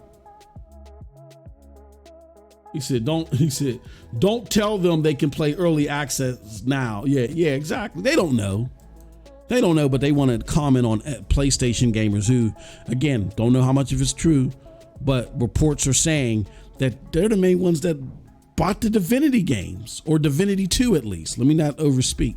That the overwhelming majority, which I think was Lyrian's last game, was Divinity 2. Yeah, that the overwhelming majority of the Divinity 2 copies that were bought on console came from PlayStation gamers. What are you talking about? And get it upgraded to for free. Yeah, I don't look, man. They can cap for what they want. But that's the reason for the ire here. We're not going to make excuses for anybody. And anybody that just wants to say, "Oh, you're just you're fan and fanboy flames, and you're doing this for acceptance with the PlayStation people." Cold Blood can tell you, we had a show dedicated to play, because I like what PlayStation was doing. We were like, damn, we can rely on play. We're not getting any support on the AAA high-end gaming side from Xbox the way that we need. They're just ishing the bed. Thank goodness for PlayStation. Again, I'm not saying PlayStation is dropping BioShocks every day, but damn, they're doing something. And so we want to continue to give kudos and try to be part of that support system so they can continue to at the very least, continue to do what they're doing to support high-end AAA gaming the way that they have, to try to innovate on it. And we put a show out there. Show went, 9-10 episodes max? And then they came out with that god-awful showcase that just, it wasn't that the showcase had bad content in it. It showed an arrogance towards understanding that you have AAA high-end gamers out here that want to take a look in the future. And there's a lot of people out there that don't think that's necessary, and I disagree with them. Shout out to Lano of Reforged Gaming. I love his content. He's really elevating the conversation. To me, I know a lot of people want to call him a pony because he doesn't agree with he doesn't toe the Xbox line. Whatever. Who cares? Keep doing your thing, Lano. Ignore them. But he's one that doesn't believe that it's a necessity to peer into the future as far as AAA games. I totally disagree. I need longer than 6 months. Like, I'll give you a prime example, Borderlands. They put that game out there. It didn't get a lot of bite back. They put it out there early, and they put it out there early enough to where they went with a whole different visual scheme, and they made it cel shaded. And that changed the whole game. Suicide Squad. Remember they dropped it at State of Play? It didn't get a warm reception. Now it's going back in the oven. These AAA games require a lot. So it's better for you to bite the bullet and put it out there early, because you don't want to continue to work in a certain direction that's going to avert from what gamers may actually want with the overall product. Another prime example of where it worked was Division. The Division. I remember when they first launched Division at E3, Ubisoft did, and then they introduced Massive. Captured my soul. That was the only game on my mind for the next, two, maybe 3. I think they showed it 2 years before they launched it. It was the only game on my mind for the next 2 to 3 years until it launched. I like seeing those AAA games. I like seeing the development. You know what I'm saying? I like looking at concepts and saying, oh man, now you're so close there. Only if you were to tweak this or tweak that, you can realize what you're trying to do and then satisfy the consumer at the same time. It'll be a dope experience for everybody. So I'm one that totally disagrees with the notion of just showing games six months out. Put it out there. I know gamers can harass you. Just, go 0 Dark 30 until 6 months, except every now and again when you drop something like the Suicide Squad team at Warner Brothers is doing. Ain't nobody harassing them. They said, we don't like that. They're going back and they're going back to the drawing board. It's going to be a win-win for everybody. It's going to be a better game because of it. Yeah, so I don't agree with that. So my problem with the showcase wasn't that they didn't show good stuff. If that was just a generic showcase, I would have ranked it higher. I would have said, "Oh, you know what? This is not bad." But there was something that they needed to do. Again, PlayStation isn't perfect. They needed to speak to their AAA high-end gamers and said, "Look, you don't know what we got coming down the pike. We ain't showed you the nooks and crannies of what we got coming. Maybe being confident in us just isn't enough. Yeah, let's show you something." And they were completely void of that. They just talked about games as a service and showed us some cinematic trailers that really don't tell you anything. To me, that was a level of arrogance that they deserved to get the ire for. So again, I'm not saying that PlayStation is perfect, but damn it, without them, we'd be lost at this moment. We need somebody doing something. So yeah, but instead of just trying to call people fanboy for not agreeing with you, understand the history and then just push for better too. If you're happy with the state of affairs over there at Xbox, then you're likely not looking at the same things that we're looking for on this platform. That's fine. This discussion really isn't for you, but if you want to join it, fine. Just be here and, you understand where we're coming from. That's fine. Don't have a problem with that. But if you are, and you're like, well, I'm not happy, but I just got this feeling in me, it's going to get better. If you're living off of hope instead of off of the offerings now, then this message is for you. Stop making excuses. Stop clinging on hope, because those excuses and hope actually becomes the product instead of you eventually getting what you want out of the platform. Rake them over the coals. When the PlayStation community, I saw the true colors of both communities this year. Honestly, my respect for the PlayStation community went up tenfold. My respect for the Xbox community went down tenfold. Why? Because even though the PlayStation community is eating, they're playing Final Fantasy right now, a Game of the Year contender. They got Forspoken earlier, and you can say what you want about Forspoken, still on the NPD top 20 charts from the last time. Forspoken landed back on the UK charts last month. You know what I'm saying? It's a quality AAA high-end game. It may not be the best, but it's a quality game that people are, when they give it a fair look, they're like, oh, okay, this is worth being in my catalog. It adds value to my PlayStation 5 ownership. They're eating right now. They're about to get Helldivers 2. Now, granted, Starfield is coming to Xbox, but a lot of you are disappointed that it's coming at 30 frames per second because y'all been arguing for 60 frames per second this whole ordeal. That's why you were so mad about Redfall and why Redfall did so abysmally, because it wasn't 30 frames per second, among other things, right? That being said, it wasn't 60 frames per second.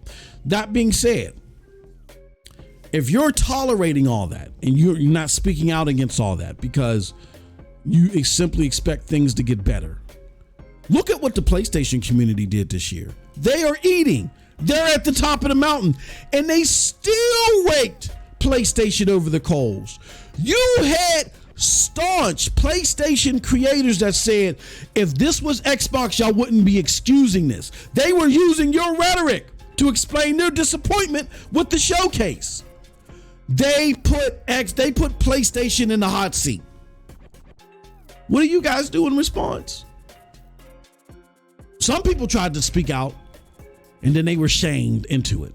Podcast, oh, you people are crying and this and that. Just take what we're feeding us. Eat the puppy chow, dog.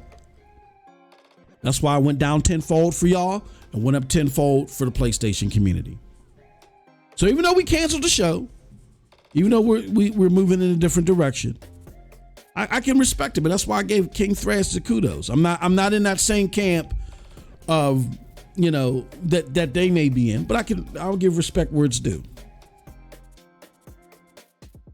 Hopefully you guys learn too.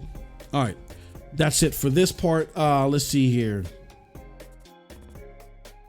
Jonathan says, yeah, get it upgraded. And then LG says, damn, they had to go in so hard on Stadia. Stadia had to fail because Stadia could do what this gen still can't.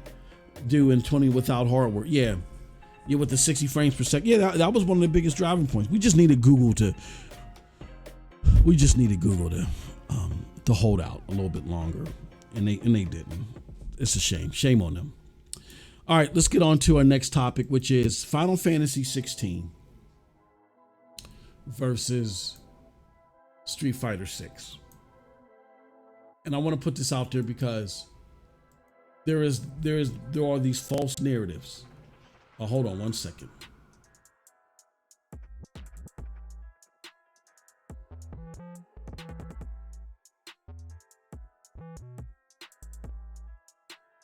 Oh man, they going in. Oh, they going in, they talking about oh man. They talking about that thrash video. Anywho,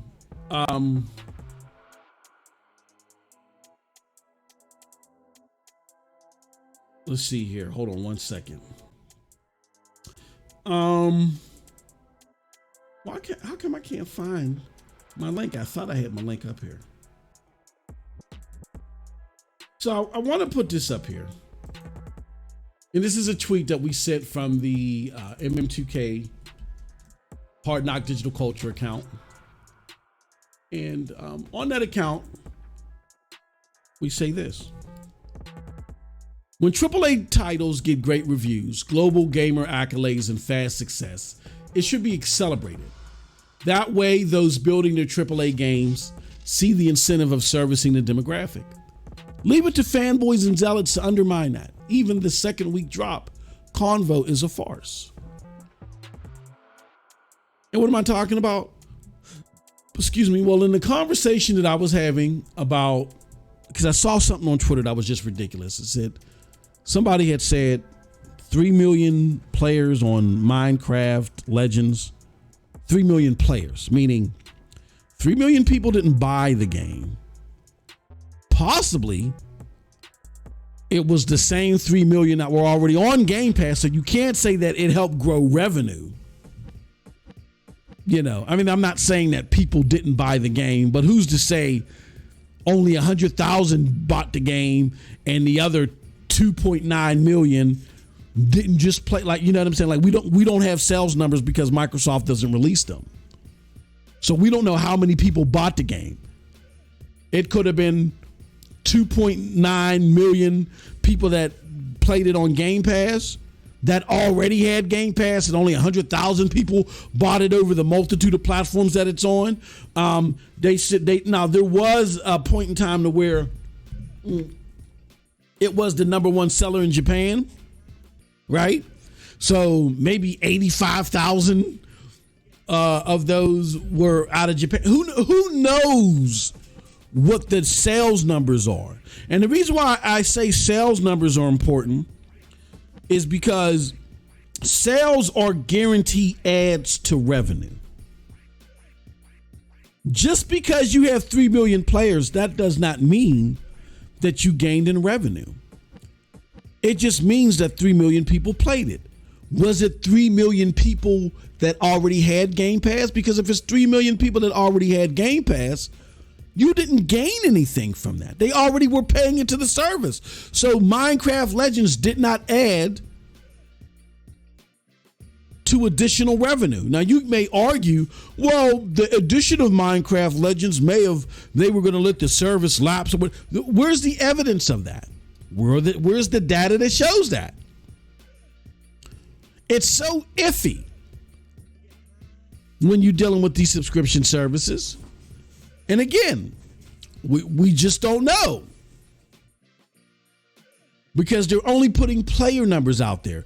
And even if they were putting player numbers out there, but then said so many of these players, we discovered that out of these 3 million players, 1.5 million were new ads of revenue or whatever. You know, put something out there to show the add to revenue. All right.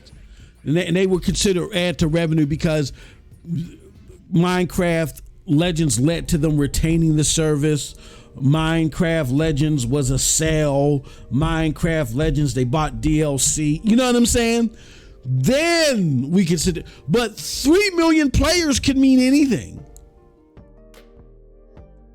And again, talking about players, it may fool people on the market, even temporarily. It may fool you gamers systemically. But when you look at the court case that we're waiting on a verdict for, what does Xbox tell you? They're missing their marks on Game Pass. They're missing their marks, even though they're reporting these 5 million gamers, 7 million gamers, 3 million, 2 million, yay! They're still missing their marks. So again, going off of players alone means nothing. We need relevant revenue data to tell you something. All right. Now, that being said, somebody had the audacity to say 3 million players for a multi-plat, just fine. 3 million sales in the first week alone on a singular platform for another game is a flop. I said, look, y'all got these fanboy back and forths. Entertain at your own risk. Somebody responded. I feel like this response was someone's attempt to come down this neutrally. And you can't, with that, the notion here is just ridiculous. I'm going to even rebut the neutrality attempt here with the argument. But this person says those people are in denial if they feel that 3 million in the first week isn't a great achievement. Totally agree. They said, but what is not good for Square is that the 90% decline in sales in such a short period. Week 2 was disastrous, but doesn't negate their accomplishments in week 1. Okay. So now we put this whole myth to bed. This is where people, but to this person's point, or to this person's credit, they didn't come back. They even liked my follow-up. So I'm addressing the argument, not the person, because they don't seem to be radical. Well, that's why I said they seem like they were trying to come down the middle, but even coming down the middle of this is still wrong. It's just totally a farce. Here's why. I said, problem is, number one, that's a 90% drop in Japan, not worldwide. So the stuff that's being reported is that the second week drop is in Japan only. Japan, as important as it is of the smaller portions of the Final Fantasy consumer base. Second, I meant to say Japan here, but Final Fantasy Japan Final Fantasy second week drops offs are similar. Lastly, plenty of top performing games have significant second week drop offs. Are these drop offs celebrated? No, but their significance is not as severe as made sound. Proof. This is from Genki, Japan, and it shows you that Final Fantasy 16, yes, had a 90% drop off, but so did Final Fantasy 7 Remake and Final Fantasy 15 had a 90% drop off. The Final Fantasy games in week 2 just drop off sharply. Is this something that Square Enix would like to get away from? Sure. But whether it's an exclusive game or a multi-plat, they are seeing sharp drop-offs. It's a Square Enix thing, and they got nothing to do with its exclusivity. Now, to further submit my point, here are all the highly regarded games, or most of them are highly regarded games, that had significant 2-week drop-offs. GTA 5, 83%. Dark Souls 3, 80%. Fallout 4, 80%. Uncharted 4, 78%. Halo 5, 78%. Metal Gear Solid 5, 78%. Street Fighter 5, 78%. FIFA 74, 16 that is. Batman Arkham. The Division 73. Witcher 3, 69. So you guys get my point? Second week drop-offs, significant ones, doesn't mean that the game is doing badly now. What it means, what it could mean, is that the game was so highly anticipated and so highly regarded that everybody lined up to get that game early. They didn't need to wait and see. They didn't need to wait for a review. They didn't need to wait. They know I want that game. So that's why the bulk of its purchasing happened then. Now, subsequent purchases, and we don't know what that bulk means. We don't know how far beyond the other games that came out at the same period it outperformed in that first week.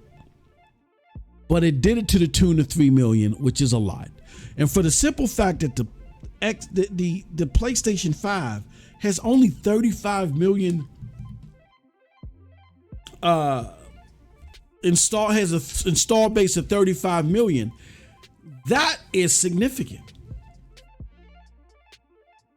A significant amount of people went and picked up that game week 1. It just means that, okay, now we're back to normal levels of purchasing for a highly regarded game. So it's still going to chart. It just blew it out of the water so much that first week because people didn't have to wait around for it. There's a lot of high-end games that people really aren't into, and they want to hear what the reception is, and then they'll go buy it. No, people's minds were made up. And then so those people that wait on and want to hear what people have to say, they get spread out more over time to where the drop off is less sharp. No, these people knew that they wanted this game and they got it day or week 1. Okay. Final Fantasy 15 went on to sell 10 million. They're saying that according to the user base that's available for this game, it's growing at a faster rate of Final Fantasy 15. Even though Final Fantasy 15 had a 5 million, to make 5 million its first week. The fastest, when you hear the term fastest selling, that's a calculation of the availability, the number of people that was available to copy, sold, all that other stuff. And it's the fastest selling out of all of the Final Fantasies. Okay. So when you compare that to the fact that a multiplat in Street Fighter, one that's highly regarded, people playing it everywhere, a multiplat that's available over hundreds of millions of machines and devices, only sold 2 million within the same time period, if not longer. Is Final Fantasy a fail now? No. It's fanboy fodder. And it's hating on the game because it didn't come to your platform. But it leads back to what we were discussing before. Games are not coming to your platform because Microsoft isn't doing what they need to do to make the platform attractive to the average gamer. They've abandoned it. They want to look past it. We saw in the court documents that Phil doesn't even want to do console gaming anymore. He wants to be in mobile. He just can't thwart the console demo yet because that's the bulk of their demo. But if he could trade them tomorrow, he would trade them.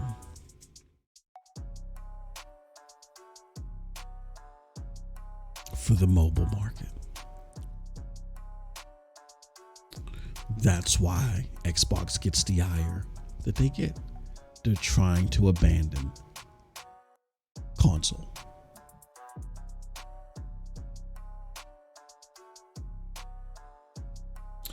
And that's why I said in a video the other day, Microsoft can solve its problems if they just stick with the cloud.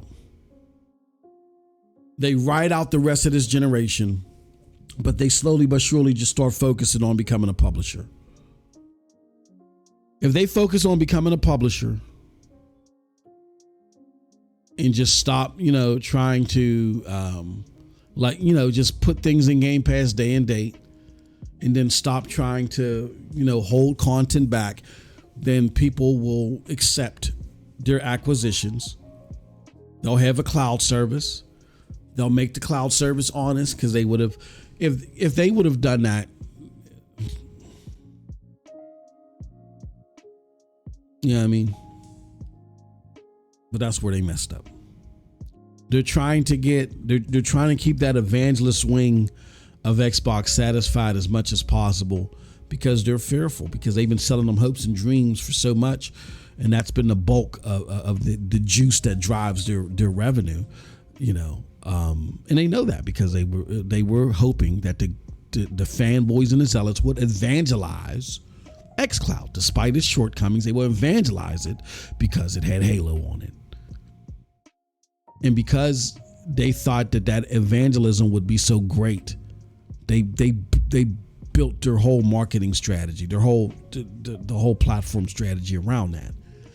So they're fearful of not being able to sell that hope. So that's why Xbox continues to talk in this realm and fuel the console warfare and hold the line and say all this stuff. They have to, they feel. Or they could just get back in the game like everybody else and slowly but surely expand on the periphery, on their cloud, and their PC services and on Game Pass. But still invest heavily in the game. If this is the bulk of your consumerism, then you gotta gradually convert over. You can't just disregard them. Hold on one second.